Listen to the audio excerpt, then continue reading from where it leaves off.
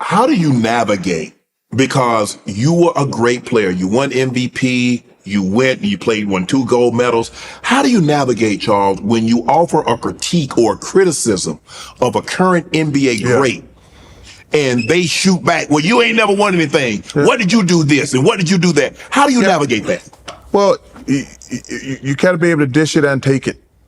The one thing I'm really proud of, and I hang my hat on this, I've never been personal with a player. Right. I only stick to basketball. I only stick to basketball. I would never comment on a guy's personal life. Now, sometimes they get in trouble. I have to say something. You have to. But I can look at a guy and say, hey, man, because I get calls all the time from players and agents. I said, I'll tell you why I said that. And they're like, okay. I said, this is what pissed me off too, Shannon. Man, why y'all never call me when I said something positive? I said, wait a minute. I said 9 great things about you. Why do you never call me when I said something positive? And I say one critique and you blow up my phone calling me names. I had this thing with Kobe Bryant one night. So it was a game where he wouldn't shoot. Right. Against Phoenix, game 7, I think. Because you guys told him he would shoot too much. Well, he was trying to prove a point. Oh, yes. I ain't got no help. So he went the whole second half and shot one time. And I asked him, I said, Ernie said, what? I said, man, I'm so disappointed. I'm so disappointed in Kobe. He was trying to prove a point that he didn't have any help. He shot one time in the second half. And at that time, they were comparing to Michael. I said, Michael, when he played against the Celtics, he's like, I got to get 60 something. I'm going to get it, whatever. He's not going to pout. Kobe starts texting me. You mother. I said, yo, man, I'm doing my job, but you such a so we go back and forth so about this time, it's about 1 a.m.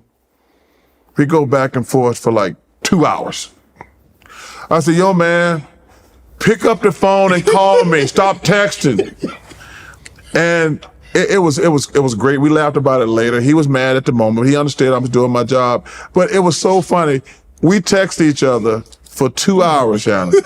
And it was just mother.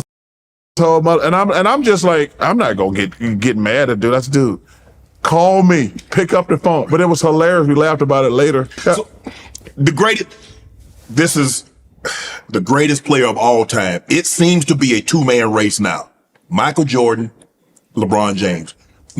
Hey, Kareem is the most underrated player in the history of the NBA. Yes. He was the all-time leading scorer, the third leading rebounder. He won 6 MVPs, 5 championships, and that make it seem like the man was some sauce. Yeah. Well, I got numbered admiration for Kareem. First of all, the activist he's always been. Yes. I find let's talk about the Michael LeBron thing. They played in different eras. They're, in my opinion, they're right there. It's either A or B. Okay. But I would say this about LeBron. Number one, I like him a lot as a person. I think he's a nice guy. Never said that about Michael Jordan. He'll kill you. He'll kill you. I've said there's 2 things. I put Kobe right there also, but Michael and Kobe will kill you. LeBron's a nice guy. Right. Michael and Kobe will kill you. If they played against their sister, she gonna get her ass kicked. LeBron, he ain't gonna beat up his sister. But I would say this about LeBron. I think it's the greatest story of any jock who's ever lived. Because if you go back and look about guys who came out of high school, people forget Kobe struggled early. He did. Kevin Garnett struggled early. LeBron James is the only one, because we had his first game. I say LeBron James is the only one who didn't struggle right away. Right.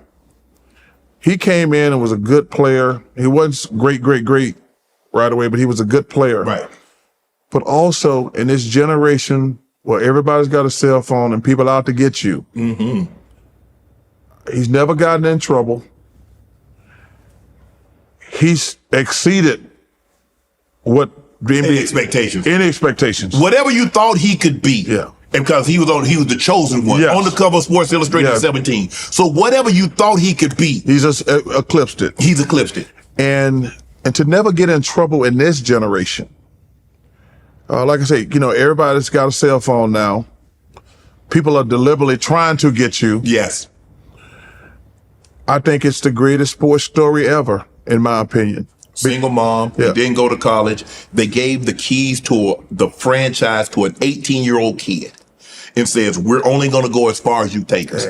And like you said, he's been a model citizen, both on and off. Obviously, to building the brand, Jordan gave everybody the blueprint. Yeah. And we see Kevin Durant, we see the Steph Curry, we see the LeBron James starting production companies, being active outside. Give Junior Bridgeman some credit too. People don't know who that is. Well, every time I see Junior, I say thank you, because Magic is kind of taking over now. Oh, yes. But Junior was a good player, but his portfolio, owning all those restaurants, probably being the first billionaire athlete, to be honest with you. Him, Dave Bing, and also is amazing businessman. But every time I see Junior Bridgeman, like, for a guy who didn't make a ton of money. That's what's so impressive. Yeah, and didn't have the name. Didn't have the name to learn how to handle business. And he's probably got 500 to 1,000 restaurants now. And does it so low key. Does it so low key. Like, every time I'm around here, I try to pick his brain. Right. Because it's different now. Because these guys make so much money. Yeah. I say, back in our day, I says, dude, and I'm not poo-pooing on this either. I want to make it clear, because when I say it, it's gonna sound stupid. The most money I made was $5 million. That was my last year. Right. I says, now that's below the minimum. I says, to be a businessman in our day and become a billionaire, you are great at business. Right. You are great at business. And he wasn't a name. People wanted to attach themselves to Magic. Yes. People wanted to attach themselves to Mike. Yes. He was Junior Bridgeman. Just a great businessman and a good dude. Here's to me is one of the greatest stories ever.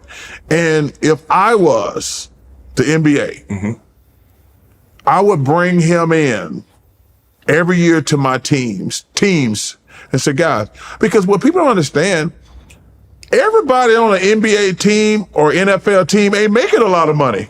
True. Or ain't gonna play a lot of years. 10, 15. The average, in both sports, the average year is about 4 years. Those the guys who need a Junior Bridgeman. That's like, I was watching the draft last night, and this always annoys me about young kids. I was like, these dudes got Louis Vuitton shirts. Iced out. And I don't mind a little ice, but too much ice. They got Dior shoes.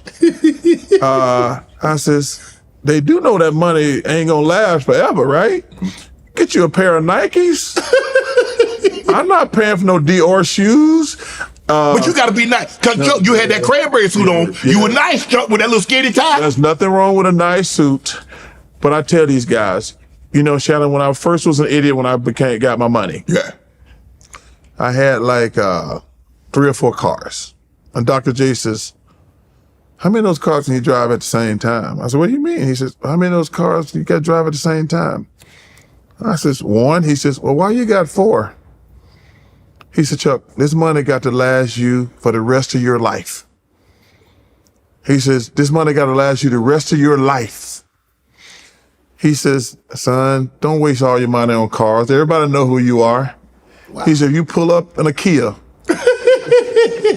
they know, oh, that's Charles Barkley. If you pull up in a Mercedes-Benz or a Rolls-Royce, that's Charles Barkley. But the problem is that money, it's not the fact that you can't afford that car. Right.